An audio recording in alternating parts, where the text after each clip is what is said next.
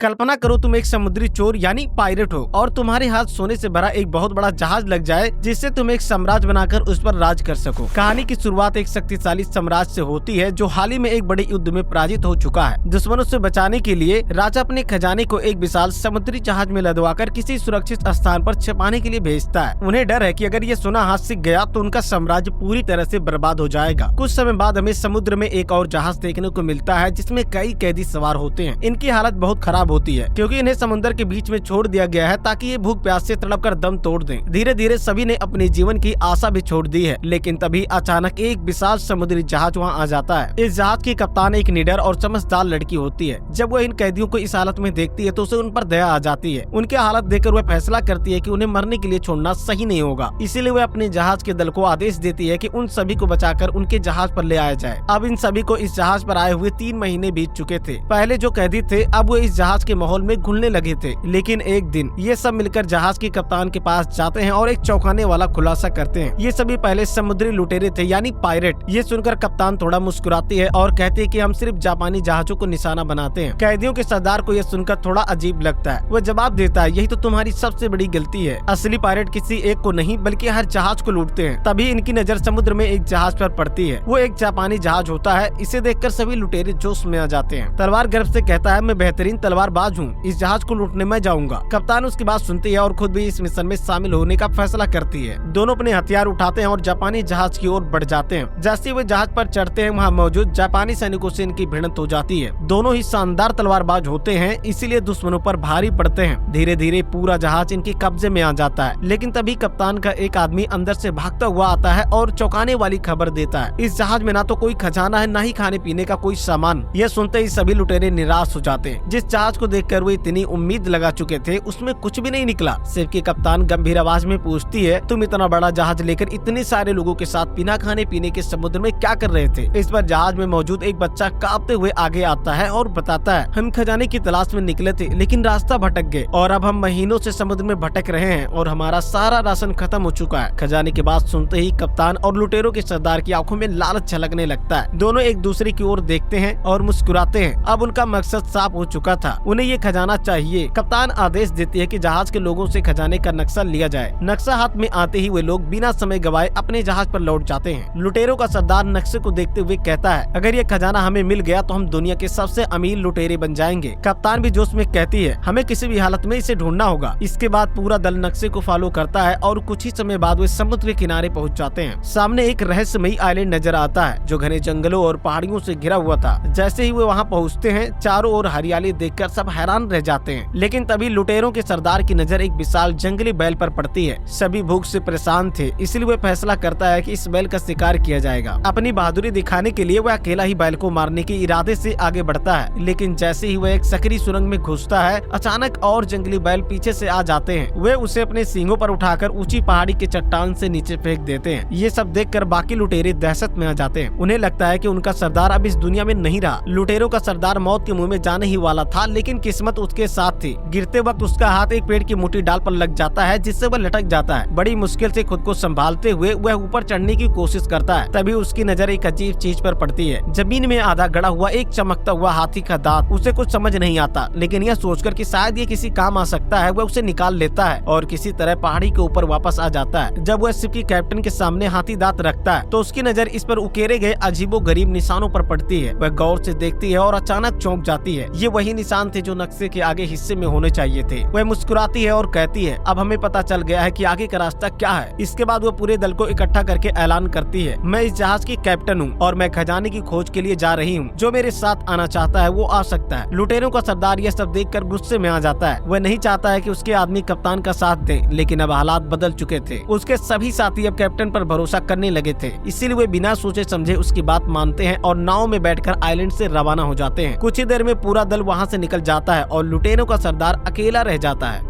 कप्तान जहाज पर पहुंचने के बाद भी उसका इंतजार करती है, लेकिन वह पूरी रात नहीं आता। तभी अचानक उसका सबसे वफादार आदमी उसके पास आता है और चिंता स्वर में कहता है, कप्तान वो हाथी दांत चोरी हो गया है। यह सुनते ही कप्तान का गुस्सा फूट पड़ता है। उसे तुरंत समझ आता है कि इसके पीछे और कोई नहीं बल्कि लुटेरों का सरदार ही है। बिना कोई समय गवाए वह अपने कुछ साथियों के साथ वापस आइलैंड पर जाती है और उससे खोज निकालती है। जैसे ही वह उसके सामने पहुंचती है, बिना कुछ कहे एक जोरदार मुक्का उसके मुंह पर जड़ देती है। वह गुस्से में चिल्लाती है, हाथी दांत कहाँ है, फौरन वापस दो। लेकिन लुटेरों के सरदार को लगता है कि कैप्टन उससे प्यार करती है, इसलिए उससे मिलने आई है और धीरे से कहता है, मेरे पास कोई हाथी दांत नहीं है। दरअसल लुटेरों का सरदार सच कह रहा था, हाथी दांत उसके पास नहीं था। दरअसल उन्हीं में से एक साथी ने इसे चुराया था। वह चुपके से शहर की ओर भाग गया ताकि वहां जाकर इसे ऊंचे दाम पर बेच सके। जब कप्तान और बाकी लोग इस सच्चाई को समझते हैं तो वे तेजी से उसका पीछा करते हैं और शहर की ओर बढ़ते हैं। शहर में वह व्यक्ति हाथी दांत को एक व्यापारी को बेचने ही वाला होता है कि तभी कप्तान और लुटेरों का सरदार अपने साथियों के साथ वहां पहुंच जाते हैं। उसे घेर लिया जाता है और उसके पास कोई चारा नहीं बचता। मजबूर होकर वह हाथी दांत लौटा देता है और इस तरह यह अनमोल वस्तु फिर से उनके पास आ जाती है। वहीं दूसरी ओर कहानी में एक नया मोड़ आता है। एक विशाल साम्राज्य का राजा अपने महल में बैठा होता है जब उसका जनरल उसके पास आता है और धीरे से कहता है, महाराज मुझे पता है कि वह खजाना कहाँ छुपाया गया था। राजा तुरंत चौकन्ना हो जाता है और उत्सुकता में पूछता है, तुम्हें यह कैसे पता? जिस व्यक्ति ने यह खजाना छुपाया था उसकी पत्नी ने मुझे यह राज बताया है। अब राजा का लालच बढ़ जाता है। वह किसी भी हालत में यह खजाना हासिल करना चाहता था, इसीलिए वह अपनी सेना को इकट्ठा करता है और खुद भी खजाने की खोज में निकल पड़ता है। वापस कप्तान और लुटेरों की टोली की बात करें तो उनके पास अब भी हाथी दांत था। वे ध्यान से देखते हैं कि इस पर कुछ रहस्यमय निशान खुदे हुए थे। वे तुरंत इसे कागज पर उकेर कर उसकी नकल बना लेते हैं, लेकिन समस्या यह थी कि उन्हें इसका कोई मतलब समझ नहीं आ रहा था। तभी लुटेरों के सरदार आत्मविश्वास से आगे बढ़ता है और कहता है, मुझे पता है कि हमें कहाँ जाना चाहिए, मैं तुम्हें उस जगह ले जा सकता हूँ। कप्तान उसकी ओर देखती है और बिना कोई सवाल किए सहमति में सिर हिला देती है। अब उनका अगला सफर शुरू होने वाला था। वे सभी तुरंत अपने जहाज पर सवार होते हैं और समुद्र की गहराइयों में छिपे रहस्य की ओर बढ़ जाते हैं। लेकिन उन्हें अंदाजा भी नहीं था कि यह सफर उन्हें कहाँ ले जाएगा और उनके रास्ते में कितने खतरनाक दुश्मन पहले से उनकी प्रतीक्षा कर रहे थे। अब जब सभी समुद्र के बीचों बीच पहुंच चुके थे तो लुटेरों का सरदार एक रहस्यमयी मुस्कान के साथ कहता है, आगे का रास्ता में पानी के अंदर से तय करना होगा, जहाँ पर एक नदी समंदर के नीचे बहती है। यह सुनते ही कुछ लोगों के चेहरे पर चिंता की लकीरें उभर आती हैं। तभी कैप्टन कहती है, दिक्कत यह है कि हमें नहीं पता कि वह नदी कितनी लंबी है, इसीलिए हमारी जान भी जा सकती है। इसी वजह से वे सुअर के थैले से ऑक्सीजन मास्क बनाकर सबको दे देती है। जब सभी लोग नदी के पास पहुँचते तो उनकी नाव डूब न जाए, इसलिए वह पानी में सबको कूदने के लिए कहती है। कप्तान बिना किसी झिझक के गहरे समंदर में कूद जाती है। उसे देखते ही बाकी सभी लोग उसका अनुसरण करते हैं और पानी में छलांग लगा देते हैं। नीचे समंदर की गहराइयों में एक अंधेरी सुरंग थी। वे सभी एक एक करके उसमें प्रवेश करते हैं और आगे बढ़ते जाते हैं। कुछ ही देर बाद वे खुद को एक रहस्यमयी जगह पाते हैं। यह बहुत पुरानी गुफा होती है जहाँ पर आगे कोई रास्ता नहीं दिख रहा था। सब लोग परेशान हो जाते हैं और कैप्टन से आगे का रास्ता पूछते हैं। यह सुनकर कप्तान की टीम का एक सदस्य नाराज हो जाता है। उसे यह बिल्कुल पसंद नहीं आता कि कोई उसकी कैप्टन का मजाक उड़ाए। बिना कोई चेतावनी दिए वह लुटेरों के सरदार पर हमला कर देता है, लेकिन सरदार कोई साधारण योद्धा नहीं था। वह तुरंत पलटवार करता है और उस आदमी को पकड़कर जोर से पास के बड़े पत्थर पर पटक देता है। पत्थर टूटते ही उन्हें आगे का रास्ता मिल जाता है जो उससे ढका हुआ था, जिस पर चोरों का सरदार कहता है कि मुझे पहले से ही पता था कि इसके पीछे रास्ता छुपा है। दरअसल यह छिपा हुआ रास्ता ही असली खजाने तक पहुँचने का संकेत था। अब वे सभी मसाले जलाते हैं और धीरे धीरे आगे बढ़ने लगते हैं। कुछ दूर जाने के बाद उनके सामने चांदी से भरा एक कमरा आ जाता है। चांदी के सिक्के और गहने चारों ओर बिखरे हुए थे। कप्तान की टीम के कुछ लोग खुशी से चिल्लाते हैं कि आखिरकार हम लोगों ने खजाना ढूंढ लिया। लेकिन लुटेरों का सरदार मुस्कुराता नहीं। वह उन सिक्कों को ध्यान से देखता है और धीरे से कहता है, यह असली खजाना नहीं है, इसे यहाँ सिर्फ हमें धोखा देने के लिए छोड़ा गया था। सभी आश्चर्य से उसकी ओर देखते हैं। तभी उसकी नजर एक पुरानी झंडे पर पड़ती है। झंडे पर ड्रैगन की आकृति बनी हुई थी। वह उसे गौर से देखता और फिर कहता है, यह कोई साधारण ड्रैगन नहीं है, यह असली खजाने की ओर इशारा कर रहा है। वह झंडे की दिशा में कुछ और देखने ही वाला होता है कि अचानक एक जोरदार धमाका होता है। गुफा में जमीन हिलने लगती है और दीवारों से मिट्टी गिरती है। सभी घबराकर इधर उधर देखने लगते हैं। तभी गुफा के प्रवेश द्वार पर कई सैनिकों की परछाइयां नजर आती हैं। दरअसल वह पहले से इस जगह के बारे में जानता था और खजाने पर कब्जा करने के लिए सही मौके की तलाश में था। अब दोनों पक्ष आमने सामने थे। खजाने की असली दौड़ अब शुरू होने वाली थी। राजा का जनरल जैसे ही लुटेरों के सरदार को देखता है, उसकी आंखों में गुस्से की लपटें जल उठती हैं। ये दोनों दोनों सिर्फ आम दुश्मन नहीं थे बल्कि पुरानी दुश्मनी के आग में झुलसे हुए थे। बिना एक भी शब्द कहे दोनों एक दूसरे पर टूट पड़ते हैं। गुफा में तलवारों की टकराहट गूंज उठती है। जनरल और लुटेरों का सरदार एक दूसरे से जबरदस्त तरीके से भिड़ते हैं। हर वार के साथ उनकी नफरत और ज्यादा बढ़ जाती है। अचानक लुटेरों का सरदार चांदी से भरे एक भारी संदूक को रस्सी से अपनी कमर पर बांध लेता है और बिना सोचे समझे समुद्र में छलांग लगा देता है। जैसे ही वह पानी में समाता है, चांदी का वजन उसे समंदर की गहराइयों में खींचने लगता है। वह सांस लेने के लिए संघर्ष करता है, लेकिन तभी शिप की कैप्टन वहाँ पहुँच जाती है। वह बिना वक्त गवाए उसे बचाने की कोशिश करती है। कप्तान बड़ी मुश्किल से उसकी रस्सियां खोल देती है, लेकिन अब वह खुद भी डूबने लगती है। चारों तरफ सिर्फ पानी ही पानी था और सांस लेना मुश्किल हो रहा था। तभी अचानक पानी के नीचे एक विशाल काय परछाई नजर आती है। एक विशाल व्हेल उनके पीछे आ चुकी थी। देखते ही देखते वह अपना जबड़ा खोलती है और दोनों को एक ही झटके में निगल जाती है। इसके बाद वह उन्हें समुद्र में लेकर जाने लगती है। जहाज की रस्सी भी व्हेल अपने मुंह में जकड़ लेती है, जिससे जहाज पूरा पलटने वाला था। तभी रस्सी टूट जाती है और सभी लोगों को लगता है कि दोनों कैप्टन मारे गए। तभी अचानक एक जोरदार धमाका होता है और अगले ही पल व्हेल के पेट में एक तेज विस्फोट होता है। उसका पेट फट जाता है और शिप की कैप्टन और लुटेरों का सरदार अपने जहाज पर आकर गिरते हैं। उस झंडे पर एक रहस्यमय ड्रैगन बना हुआ था। वह उसे गौर से देखता है और मुस्कुराता है, क्योंकि वह समझ जाता है कि यहाँ असली खजाने तक पहुँचने का रास्ता है। अब दोनों पक्षों की नजरें एक ही लक्ष्य पर थी।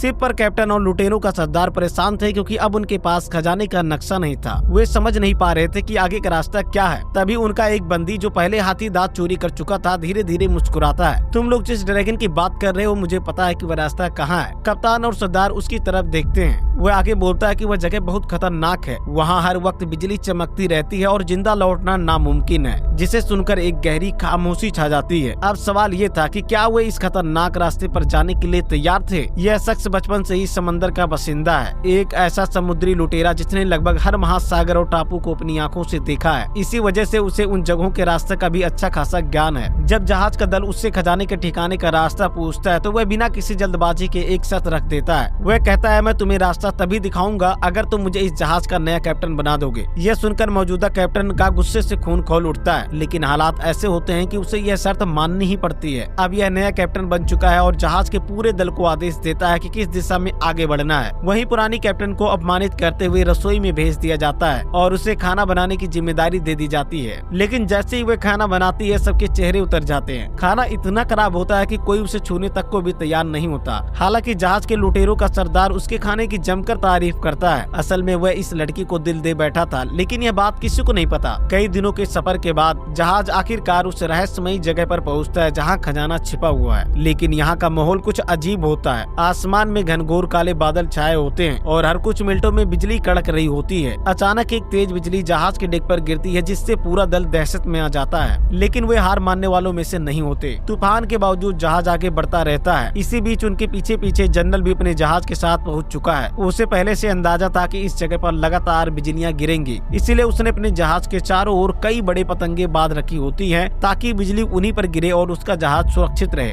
अब दोनों जहाज तूफानी लहरों से जूझते हुए एक रहस्यमयी आइलैंड पर पहुंच जाते हैं। आइलैंड पर कदम रखते ही उनका सामना एक विशाल पहाड़ से होता है, जिसकी चोटी पर घने काले बादल मंडरा रहे होते हैं। बिजलियां लगातार उसी पहाड़ पर गिर रही होती है। सभी तुरंत समझ जाते हैं कि खजाना यहीं छिपा हुआ है। लेकिन इसी दौरान टीम दो हिस्से में बट जाती है। पुरानी कैप्टन और लुटेरों का सरदार एक और होते हैं, जबकि बाकी टीम दूसरी दिशा में चली जाती है। लुटेरों का सरदार पुरानी कैप्टन से कहता है, तुम यहीं रहो, मैं जाकर देखता हूँ, और बिना किसी परवाह किए पहाड़ की ओर बढ़ जाता है। दूसरी तरफ नए कैप्टन की हरकतें बाकी दल को परेशान करने लगती हैं। वह अजीब अजीब से आदेश देता है, जिससे सब थककर चूर हो जाते हैं और गुस्से में आ जाते हैं। हालात इतने बिगड़ जाते हैं कि सभी उसके खिलाफ हो जाते हैं और उसे मारने के लिए दौड़ पड़ते हैं। जान बचाने के लिए नया कैप्टन दौड़ता है और एक चट्टान के पीछे छुप जाता है। उसी वक्त उसके सामने अचानक एक पेंगुइन आ जाता है, लेकिन ये कोई साधारण पेंगुइन नहीं था। इसके मुंह में एक चमकता हुआ सोने का टुकड़ा दबा हुआ था। नया कैप्टन झट से अपने साथियों को बुलाता है, लेकिन जब तक कोई वहाँ पहुँचते तब तक पेंगुइन गायब हो चुका होता है। सबको लगता है कि नया कैप्टन झूठ बोल रहा है और उन्हें बेवकूफ बना रहा है। गुस्से में आकर वे उसे समंदर में फेंकने ही वाले होते हैं कि तभी पेंगुइन उनके पीछे आ जाता है और इस बार भी उसके मुंह में सोने का टुकड़ा होता है। यह देखकर सभी का गुस्सा खुशी में बदल जाता है। अब उन्हें यकीन हो जाता है कि खजाना इसी आइलैंड पर छुपा है। इसी बीच लुटेरों का सरदार पहाड़ पर चढ़ चुका होता है, लेकिन जब वह वहाँ पहुँचता है तो देखता है कि जनरल पहले ही वहाँ मौजूद है। उसके साथ उसके कई सैनिक भी होते हैं। हालांकि बार बार गिरने वाली बिजलियों के कारण उसके बहुत से लोग मारे जा चुके होते हैं। जनरल तुरंत ध्यान देता है कि पहाड़ पर एक ऐसी जगह भी है जहां अब तक बिजली नहीं गिरी। उसे कुछ शक होता है और वह अपने सैनिकों को आदेश देता है कि उस स्थान की खुदाई की जाए। कुछ ही देर में मिट्टी के नीचे एक पुराना संदूक निकल आता है। जनरल जैसे ही संदूक को खोलता है उसकी आंखें आश्चर्य से फैल जाती हैं, क्योंकि अंदर रखा होता है एक रहस्यमयी ड्रैगन का मुखौटा। लुटेरों का सरदार छिपकर पूरे घटनाक्रम को देख रहा था, लेकिन उसकी चालाकी ज्यादा देर तक छिप नहीं पाई। जनरल के सैनिकों ने उसे देख लिया और तुरंत उस पर हमला कर दिया, लेकिन गिरते हुए भी वह अपनी चालाकी दिखाता है और किसी तरह ड्रैगन का रहस्यमयी मुखौटा अपने हाथ में ले लेता है। जनरल गुस्से में उसे घूरता है, लेकिन लुटेरों का सरदार मुस्कुराते हुए कहता है, अगर तुम्हें ये मुखौटा चाहिए जिससे खजाने तक पहुंचने का रास्ता पता चलेगा, तो तुम्हें मुझसे लड़ना होगा। जनरल इस चुनौती को स्वीकार कर लेता है और दोनों के बीच एक जबरदस्त लड़ाई शुरू हो जाती है। तलवारें टकराती हैं, चिंगारियां उड़ती हैं और दोनों अपनी पूरी ताकत झोंक देते हैं। इसी दौरान दूसरी ओर शिप की पुरानी कैप्टन अपने जहाज को बचाने की कोशिश कर रही होती है। जनरल के लोगों ने उसके जहाज पर हमला कर दिया था, लेकिन वह हार मानने वालों में से नहीं थी। अपनी पूरी ताकत से वह दुश्मनों का मुकाबला कर रही थी। वहीं नए कैप्टन की एक अलग ही योजना होती है। वह पेंगुइन के पैर में रस्सी बांध देता है और जैसे ही पेंगुइन पानी में कूदता है, वह भी रस्सी को पकड़कर उसके पीछे पीछे जाने लगता है। इसी बीच लुटेरों का सरदार और जनरल की लड़ाई अपने चरम पर होती है। दोनों किसी भी कीमत पर हार मानने को तैयार नहीं होते, लेकिन तभी लड़ाई के दौरान ड्रैगन का मुखौटा लुटेरों के सरदार के हाथ से छूट जाता है और चट्टान से फिसलकर सीधे समंदर में गिर जाता है, जहां नया कैप्टन पहले से मौजूद होता है। नया कैप्टन तुरंत मुखौटे को उठा लेता है। जब वह उसे ध्यान से देखता है तो उसे एक खास निशान दिखाई देता है। वह चारों तरफ नजर दौड़ाता है और देखता है कि एक चट्टान ठीक वैसे ही बनी हुई है जैसा मुखौटे पर उकेरा गया था। वहीं पर एक गुफा थी। वह समझ जाता है कि असली खजाना उसी गुफा के अंदर छुपा हुआ है। नया कैप्टन गुफा के अंदर पहुंचता है और वहां उससे पुराना जहाज दिखाई देता है, वही जहाज जिसमें खजाना छिपाया गया था। यह जहाज कई सालों से वहां मौजूद था और अब इसे पाने का समय आ चुका था। वह जहाज को बाहर निकालता है और जब उसके साथी इसे देखते हैं तो खुशी से झूम उठते हैं। लेकिन अब एक नई समस्या थी।